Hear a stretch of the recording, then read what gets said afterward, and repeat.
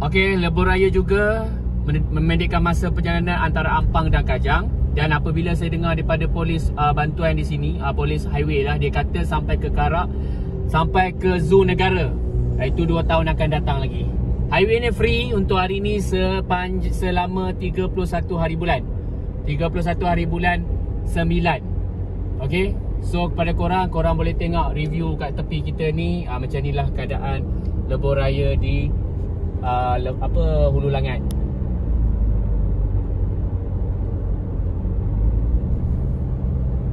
Okay, sekarang ni kita naik highway ni free lagi sampai 31 hari bulan. Saya ulang sekali lagi. Okay, Section 1, AKVA turut dilengkapi dengan 4 persimpangan bertingkat, iaitu Sungai Long, Bandar Mahkota Ceras, Hulu Langat dan Ampang, serta 4 plazatun menggunakan teknologi RFID dan automatic number, iaitu Paid Resolution ANRP, bagi menyokong pelaksanaan multi-lane fast flow MLFF pada masa hadapan. So untuk kemudahan, pengguna 2 hentian sebelah turut dibina Hulu Langat.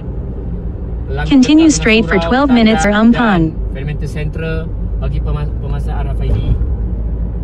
Okay korang, itu saja saya punya penerangan. So korang boleh tengok di bawah jabatan ni. Okay,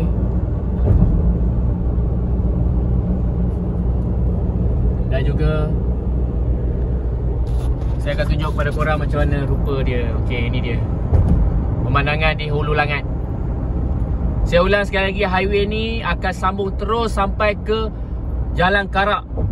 Itu 2 projek 2 tahun akan datang, tak tahulah. Tapi sekarang ni dalam construction. Ini untuk fasa pertama. Okay, kepada yang tidak berkesempatan datang untuk menaiki dan mencuba highway Hulu Langat ni, korang boleh datang sebab Plaza Tol Highway di sini free sehingga 31 hari bulan. Saya ulang sekali lagi, takut korang kurang jelas.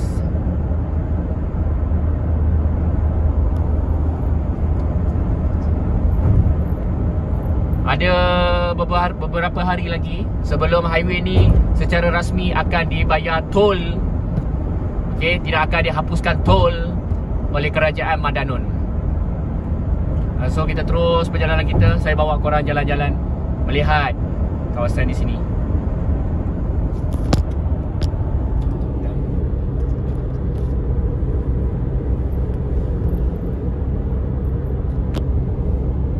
Sambil-sambil korang boleh melihat highway baru, korang boleh tengok projek-projek perumahan Bukit Bukau, Api Detara. Kaya property ni. Diorang bila pecah bukit, diorang mesti jual bukit-bukit ni sebenarnya. Batu-batu.